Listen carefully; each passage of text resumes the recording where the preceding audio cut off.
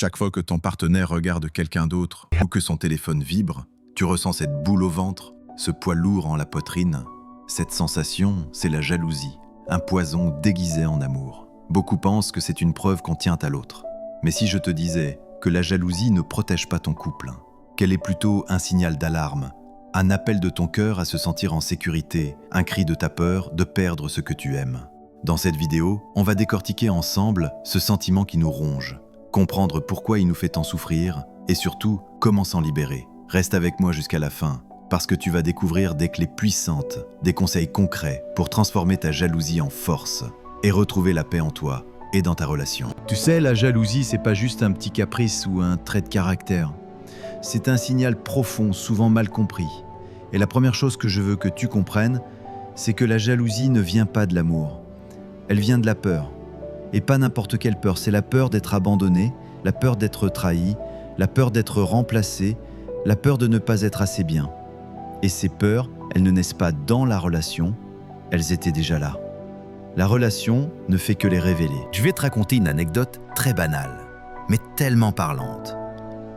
Un jour, une amie, Julie, m'explique qu'elle a explosé de jalousie parce que son copain avait reçu un message d'une collègue tard le soir. Juste un message professionnel, en apparence anodin. Mais elle, dans sa tête, c'est parti en boucle. Pourquoi elle lui écrit à cette heure-là? Et s'il lui plaisait? Et s'il me trompait? En réalité, il ne s'était rien passé du tout. Mais dans l'imaginaire de Julie, une trahison complète s'était déroulée.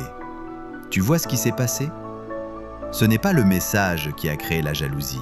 C'est l'histoire que Julie a racontée à partir de ce message. Et cette histoire, elle venait d'une peur bien plus ancienne. Une ancienne relation où elle avait été trompée, humiliée. Elle n'avait jamais guéri cette blessure. Et elle projetait cette peur sur son compagnon actuel. Il y a aussi l'histoire de Thomas. À chaque fois que sa compagne regardait un homme beau, élégant, il se sentait diminué, en danger. Il me disait « J'ai peur qu'elle réalise qu'elle mérite mieux que moi. » Est-ce que tu vois la racine de sa jalousie ici? Ce n'est pas elle le problème, c'est lui qui ne se sentait pas à la hauteur. Il se sentait remplaçable, pas assez séduisant, pas assez intéressant. Et sa jalousie était juste le reflet d'une blessure de dévalorisation qu'il traînait depuis des années. La vérité fondamentale, c'est que la jalousie ne dit pas grand-chose de l'autre. Elle parle de toi. C'est dur à entendre, mais c'est libérateur, parce qu'à partir du moment où tu acceptes que la jalousie vient de toi, tu peux agir dessus. Tant que tu crois que l'autre est responsable de ton malaise, tu cherches à le contrôler, à le surveiller, à le changer. Mais quand tu comprends que cette jalousie est le reflet d'une blessure intérieure, tu peux enfin te réparer toi. Et là, la magie commence.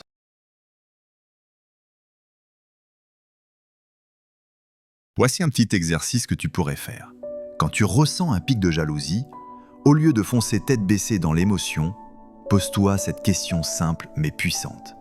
Qu'est-ce que je suis en train de croire sur moi-même dans cette situation?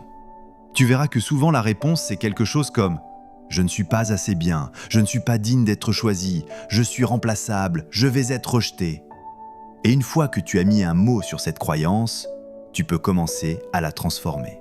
Tu vois, tu ne peux pas guérir la jalousie en essayant de changer l'autre, tu la guéris en allant voir ce qu'elle révèle de toi, de ton histoire, de tes peurs. La jalousie, c'est une alarme émotionnelle. Elle ne te dit pas que l'autre va te trahir, elle te dit que tu as quelque chose à guérir en toi. Tu veux protéger ton couple? Tu veux garder l'autre près de toi? Tu veux que votre lien soit fort, exclusif, indestructible? Alors tu penses que la jalousie peut t'y aider. Mais ce que tu ne vois pas, c'est que la jalousie agit comme un poison lent. Au début, on croit que c'est de l'amour, qu'être jaloux, c'est prouver à l'autre qui compte. Mais en réalité, c'est tout l'inverse. La jalousie, à force, use, elle fatigue. Elle installe un climat de méfiance, de tension. Un climat où l'amour a de moins en moins de place pour respirer. Voici un petit exemple concret. Tu es en couple, tout se passe bien, et un jour, ton partenaire parle avec quelqu'un d'autre. Juste un échange normal, rien de spécial. Mais toi, tu sens un nœud dans le ventre. Tu sens que tu t'agaces, que tu deviens nerveux. Et là, tu commences à l'interroger. Tu veux savoir qui c'était, pourquoi il ou elle a souri, ce qu'ils se sont dit. Et plus tu poses de questions, plus l'autre se ferme. Et à un moment, ton partenaire te dit « Tu me saoules, y a rien, arrête ». Et là, toi, tu te sens blessé, incompris. Tu t'éloignes, tu rumines, tu deviens froid.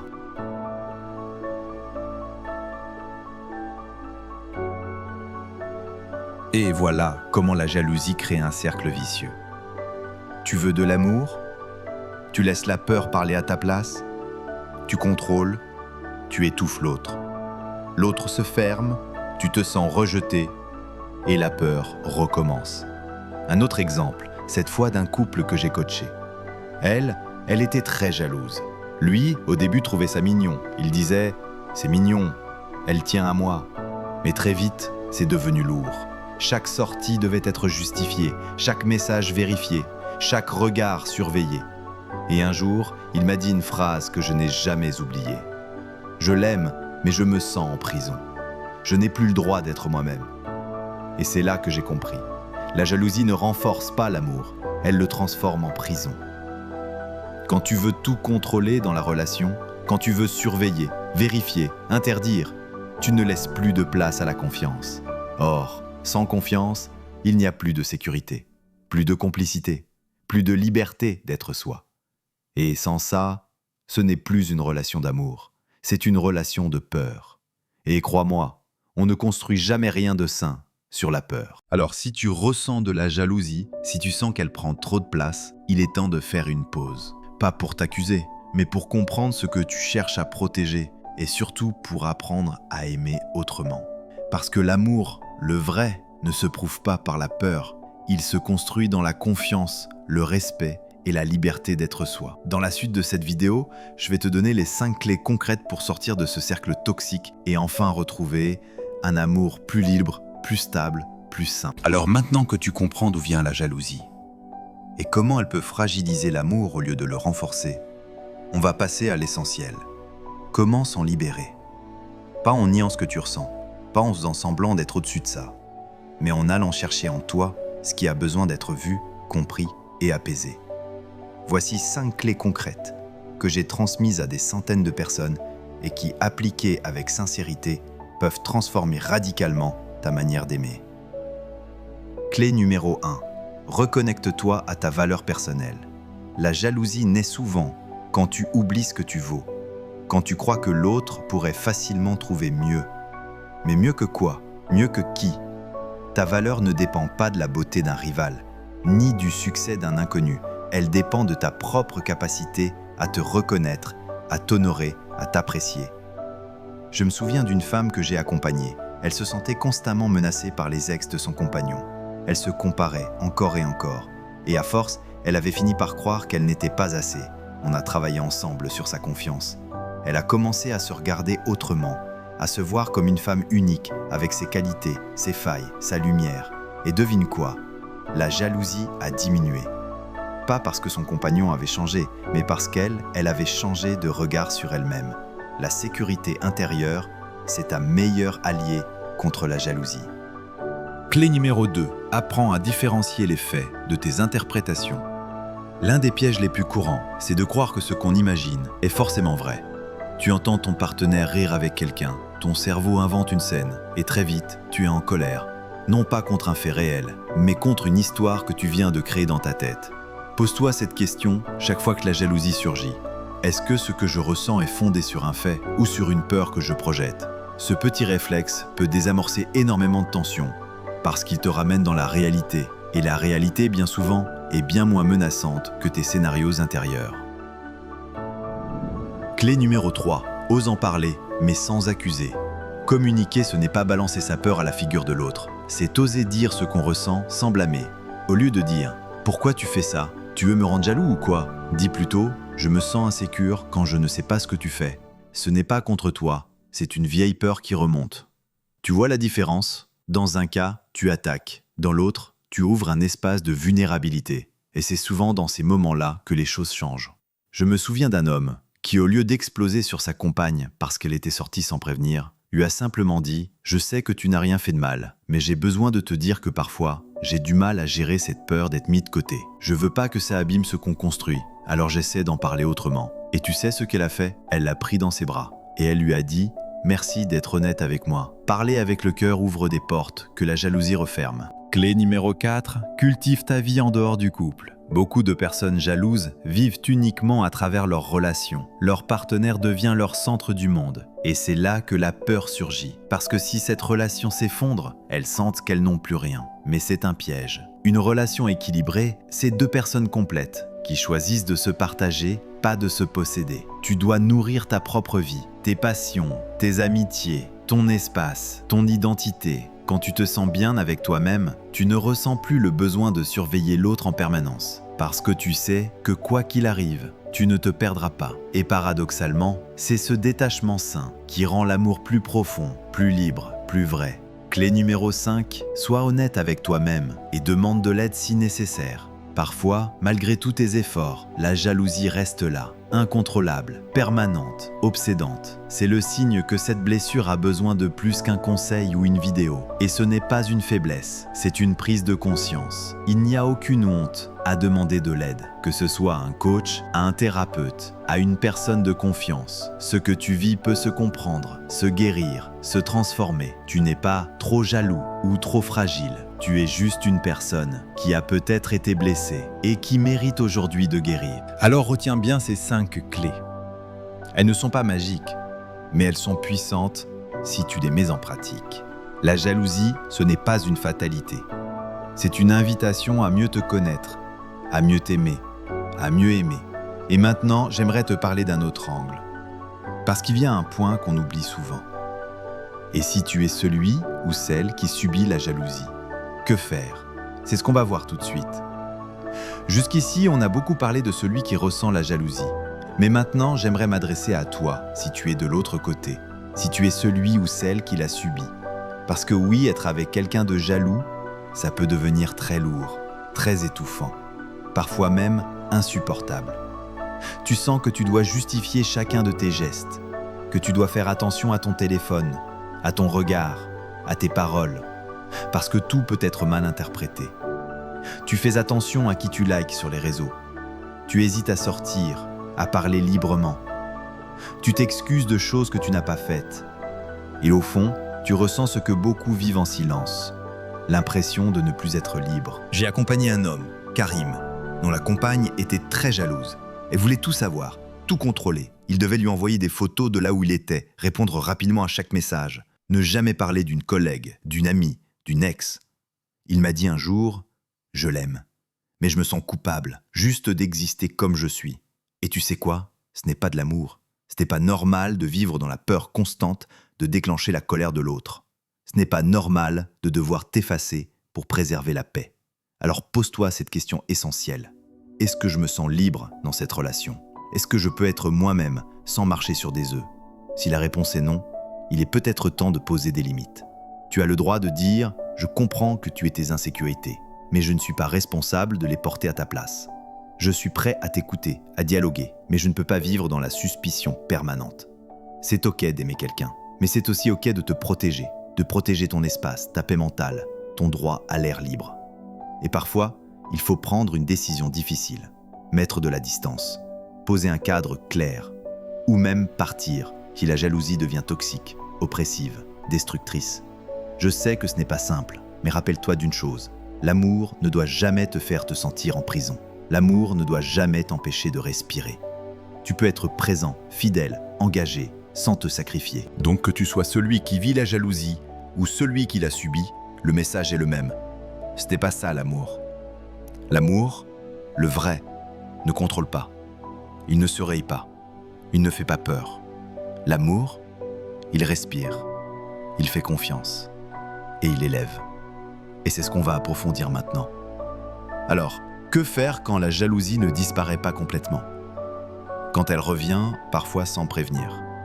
Quand, malgré tous tes efforts, elle continue de faire partie de toi. Est-ce que ça veut dire que tu es condamné à souffrir, à contrôler, à exploser, à douter encore et encore? Non. Parce qu'il y a un autre chemin. Un chemin où tu ne combats pas la jalousie, mais où tu apprends à vivre avec elle, sans qu'elle te dirige. Voici 3 piliers pour vivre bien, même avec la jalousie. Pilier 1, accepte que la jalousie fasse partie de toi, mais qu'elle n'est pas toi. tu n'es pas jaloux. Tu ressens de la jalousie. C'est différent. Tu n'es pas défini par ce que tu ressens. La jalousie est juste une émotion, un signal. Parfois elle te traverse, et c'est ok. Le problème, ce n'est pas qu'elle arrive, c'est ce que tu fais quand elle arrive. Tu peux apprendre à l'écouter sans lui obéir, comme une vague qui monte, mais que tu ne surfes pas. Et ça, c'est déjà un énorme pouvoir. Pilier 2. Créer un rituel de retour au calme. Quand la jalousie monte, tu peux développer des réflexes de régulation, respirer, écrire ce que tu ressens, sortir marcher, t'éloigner quelques instants pour faire redescendre la pression. Tu peux aussi apprendre à remettre du rationnel dans l'émotion. Pose-toi cette série de questions. Est-ce que cette peur est réelle? Est-ce que j'ai des preuves? Est-ce que je réagirais pareil si j'étais serein? Quelle blessure est en train de se réveiller chez moi? Tu verras, plus tu poses de conscience, moins la jalousie a de pouvoir. Pilier 3. Transforme la jalousie en outil de croissance personnelle. Et si la jalousie devenait ton allié? Oui, tu as bien entendu, parce qu'elle te montre exactement où tu dois travailler. Elle agit comme une loupe sur tes blessures non résolues, tes peurs cachées, tes insécurités. Tu peux utiliser chaque moment de jalousie comme une occasion de grandir. Tu identifies ta peur, tu dialogues avec elle, tu travailles ton estime, tu cultives ton indépendance affective. Et petit à petit, tu deviens plus stable, plus libre, plus fort. Je vais te donner un petit exemple personnel. Je connais quelqu'un qui était rongé par la jalousie au début de sa relation. Il pensait qu'il n'y arriverait jamais, mais au lieu de fuir ou de contrôler sa compagne, il a commencé à travailler sur lui. Il a lu, il s'est fait accompagner, il a appris à nommer ses émotions, à poser ses limites. Et aujourd'hui, il vit une relation épanouie, équilibrée, sereine. La jalousie ne l'a pas quitté complètement, mais elle ne gouverne plus sa vie. Et c'est tout ce qu'on cherche, la liberté intérieure. Tu veux des clés concrètes, simples, que tu peux mettre en place dès aujourd'hui? En voici 7. Testées, approuvées, puissantes.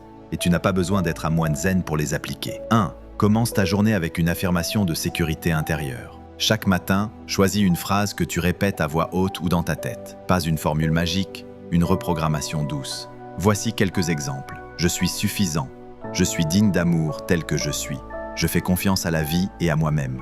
Je suis libre et j'aime librement. Cette simple habitude peut transformer ton état d'esprit jour après jour. 2. Note chaque jour ce que tu apprécies chez toi. Oui, toi. Prends 2 minutes. Écris 3 choses que tu aimes ou que tu respectes chez toi. Ta patience, ton humour, ton honnêteté, ta façon d'aimer. Pourquoi? Parce que la jalousie s'infiltre dans le vide.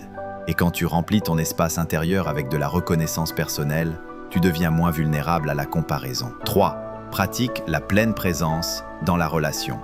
Quand tu es avec l'autre, sois vraiment là. Pose ton téléphone. Regarde-le ou la dans les yeux. Sois dans l'instant, sans calcul, sans peur. Pourquoi c'est important? Parce que plus tu vis des moments de connexion réels, moins ton mental aura de matière pour inventer des scénarios. La jalousie vit dans l'imaginaire. L'amour se vit dans le présent. 4. Apprends à observer ton discours intérieur. Quand une pensée jalouse arrive, ne la crois pas tout de suite. Observe-la, comme un nuage qui passe. Exemple. Il ne m'a pas répondu. Il doit parler à quelqu'un d'autre. Stop. Remplace-la. Je ressens une insécurité. Ça ne veut pas dire qu'elle est fondée. Cette distance intérieure est une forme de liberté. 5. Accorde-toi du temps seul régulièrement. Même si tu es très amoureux, même si vous êtes fusionnel, tu as besoin d'avoir des bulles de solitude. Temps de lecture, marche seule, séance de sport, petit café en terrasse. Des moments pour te retrouver, pour ne pas te perdre dans l'autre. Plus tu es à l'aise avec ta propre compagnie, moins tu es dans l'attachement anxieux. 6. Entoure-toi de personnes qui te rappellent ta valeur. Attention à ton entourage. Si tu passes ton temps avec des gens qui te critiquent, te rabaissent, te font sentir inférieur, ta jalousie va s'intensifier. À l'inverse, fréquente des personnes saines, qui t'élèvent, qui te voient avec bienveillance. Elles te renverront une image plus juste de toi-même. 7. Fais un débrief émotionnel chaque semaine. Chaque fin de semaine, prends 10 minutes, demande-toi qu'est-ce qui m'a rendu jaloux? Est-ce que cette peur était justifiée? Qu'est-ce que ça m'apprend sur moi? Qu'est-ce que je pourrais faire autrement la prochaine fois? Tu verras, cette pratique simple transforme la jalousie en outil d'évolution. Tu n'es pas obligé d'appliquer tout ça en même temps, mais choisis une ou deux de ces habitudes et commence aujourd'hui. Parce que c'est dans les petites actions quotidiennes que les grandes libérations émotionnelles commencent. Et maintenant, on va terminer cette vidéo parce que j'aimerais que tu n'oublies jamais, même dans les jours de doute. Tu as maintenant entre les mains des clés précieuses. Mais au fond, la plus grande clé, la plus belle, c'est l'amour que tu te portes à toi-même. Parce que la jalousie, ce n'est pas une punition ni une fatalité. C'est un appel à mieux te connaître, à te respecter, à te grandir. Souviens-toi que chaque émotion qui te traverse, même la plus douloureuse, a quelque chose à t'apprendre. Elle n'est pas là pour te détruire, mais pour t'aider à reconstruire. Tu as maintenant entre les mains des clés précieuses. Mais au fond, la plus grande clé, la plus belle, c'est l'amour que tu te portes à toi-même. Parce que la jalousie, ce n'est pas une punition ni une fatalité. C'est un appel à mieux te connaître, à te respecter, à te grandir. Et maintenant, on va terminer cette vidéo parce que j'aimerais que tu n'oublies jamais, même dans les jours de doute. Tu as maintenant entre les mains des clés précieuses, mais au fond, la plus grande clé, la plus belle, c'est l'amour que tu te portes à toi-même. Parce que la jalousie, ce n'est pas une punition ni une fatalité. C'est un appel à mieux te connaître, à te respecter, à te grandir. Souviens-toi que chaque émotion qui te traverse, même la plus douloureuse, a quelque chose à t'apprendre. Elle n'est pas là pour te détruire, mais pour t'aider à reconstruire, à devenir plus fort, plus libre, plus serein. La jalousie, ce poison déguisé, peut devenir un révélateur de tes peurs, mais aussi de ta capacité à aimer autrement, à aimer avec confiance, à aimer avec liberté. Alors à toi qui m'écoutes, je veux dire ceci, tu as en toi cette force, cette lumière, capable de faire reculer l'ombre. Tu peux transformer ta jalousie en un pont vers un amour plus vrai, un amour qui ne possède pas, mais qui accompagne, un amour qui libère. Si cette vidéo t'a parlé, si tu sens qu'elle peut aider d'autres personnes, n'hésite pas à la revoir, à la partager et surtout à la mettre en pratique, pas à pas. Car la route vers la paix intérieure n'est pas une destination lointaine. C'est un chemin que tu fais chaque jour avec bienveillance, patience et courage. Merci d'avoir écouté jusqu'ici. Prends soin de toi et rappelle-toi toujours, tu es digne d'amour.